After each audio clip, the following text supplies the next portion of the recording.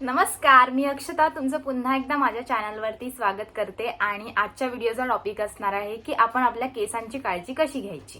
पहिला पॉइंट आहे की आपण आपले केस स्वच्छ ठेवले पाहिजेत। तर आठवड्यातून 2 ते 3 वेळा आपण आपले केस धुतले पाहिजेत। त्यासाठी आपण सल्फेट फ्री शॅम्पू वापरायचा आहे, ज्याच्यामुळे आपले केस चांगले राहतील। तर बाजारामध्ये वेगवेगळ्या ब्रँडचे शॅम्पू आहेत, सल्फेट फ्री, पॅराबेन फ्री, ते तुम्ही वापरू शकता, जसं की बायोटिक, वाव, द मॉम्सको, ममाज अर्थ। सो अशा प्रकारचे वेगवेगळे ब्रँड्स आहेत ज्यांचे सल्फेट फ्री शॅम्पू सुद्धा बाजारात अवेलेबल आहे, ते तुम्ही वापरा, ज्यामुळे तुमचे केस मऊ आणि सुंदर राहतील। नेक्स्ट पॉइंट आहे की आपण शॅम्पू तर सगळेजण करतो, पण कंडिशनर करणं सुद्धा तितकंच इम्पॉर्टंट आहे। त्याच्यामुळे आपल्या केसांना थोडी शाईन येते, एकदम केस मऊ होतात आणि त्यांचं तुटण्याचं प्रमाण सुद्धा कमी होतं। त्याच्यामुळे कंडिशनर वापरणं सुद्धा तितकंच गरजेचं आहे।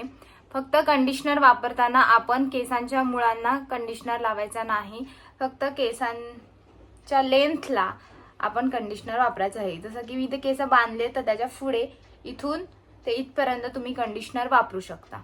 तर असं तुम्ही कंडिशनर लावून 3 मिनिटं ठेवून ते धुवायचंय, त्याच्याने तुमचे केस एकदम शायनी आणि मऊ होत। तिसरा पॉइंट आहे की आपला आहार चांगला असला पाहिजे, ज्याच्यातून आपल्याला प्रोटीन्स, आयर्न्स आणि व्हिटॅमिन बी मिळू शकतं, ज्याच्यामुळे आपली केसांची कंडिशन चांगली होऊ शकते। आणि अशा पदार्थांमधून प्रोटीन्स, आयर्न्स आणि व्हिटॅमिन बी मिळत असेल असे पदार्थ आपण जास्त खाल्ले तर आपली केस चांगले राहतात, जसं की ड्रायफ्रुट्स, पालेभाज्या। प्रोटीन तर आपल्याला दूध, जर तुम्ही नॉनव्हेज खात असाल तर चिकन, मच्छी वगैरे ह्याच्यातून तुम्हाला प्रोटीन मिळून जाईल। तर आणि नॉनव्हेज खात असाल तर तुम्ही पालेभाज्या, मुगातून सुद्धा जास्त प्रोटीन मिळतं, पालक खाऊ शकता ज्याच्यातून आयर्न भेटतं। असे तुम्ही वेगवेगळे व्हेजिटेबल्स खाऊ शकता ज्याच्यातून तुम्हाला व्हिटॅमिन्स आणि मिनरल्सची तुमची जी दररोजची रिक्वायरमेंट आहे ती पूर्ण होईल आणि तुमचे केस सुद्धा हेल्दी राहतील। नेक्स्ट पॉइंट आहे की केसांची हेअरस्टाईल। आपण प्रत्येक जण वेगवेगळ्या प्रकारचे हेअरस्टाईल्स करतो। काही जण ओपन हेअर्स ठेवतात, तर काही जणांना वेणी आवडते, काही जण असे रब्बरने केस बांधून ठेवतात। तर जेवढे आपण केस मोकळे ठेवू तितकं चांगलं आहे, पण मोकळे केस सुद्धा बाहेर जाताना स्कार्फ वगैरे बांधूनच आपण गेलं पाहिजे, ज्याच्याने त्यांची जटा होणार नाही। किंवा जर तुम्ही रबर वापरत असाल तर तुम्ही असे बाजारात जे स्क्रंचीज येतात असेवाले तुम्ही स्क्रंची वापरू शकता, सॉफ्ट कापड असलेलं, ज्याच्याने तुमची केस तुटणार नाहीत।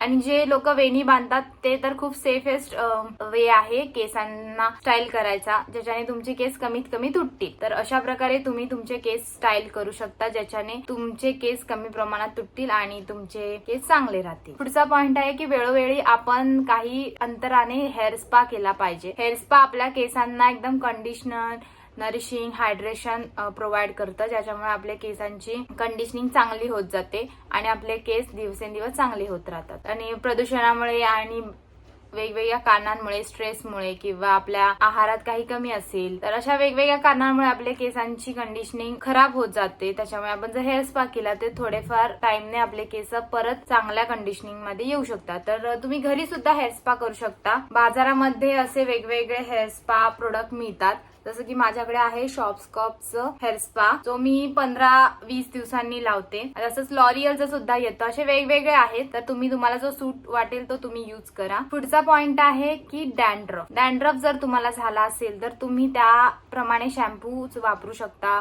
किंवा डॉक्टरची ट्रीटमेंट सुद्धा घेऊ शकता, एकदम जास्त डॅन्ड्रफ असेल तर। जर तुम्हाला कमीत कमी डॅन्ड्रफ असेल तर तुम्ही असे बाजारात शॅम्पूज मिळतात, केटोकोनाझोल प्लस झिंक पायरिथॉन शॅम्पू, म्हणजे त्याच्यात 2 इन्ग्रेडियंट्स असले पाहिजेत। हे जे लिहिलंय केटोकोनाझोल आणि झिंक, हे 2 इन्ग्रेडियंट्स असलेले शॅम्पूज तुम्ही वापरा, ज्याच्याने तुमचा डॅन्ड्रफ सुद्धा कंट्रोल होईल। हा शॅम्पू मला माझ्या डॉक्टरने सजेस्ट केलेला, सो मी तुम्हाला हा सजेस्ट करेन, चांगला आहे शॅम्पू।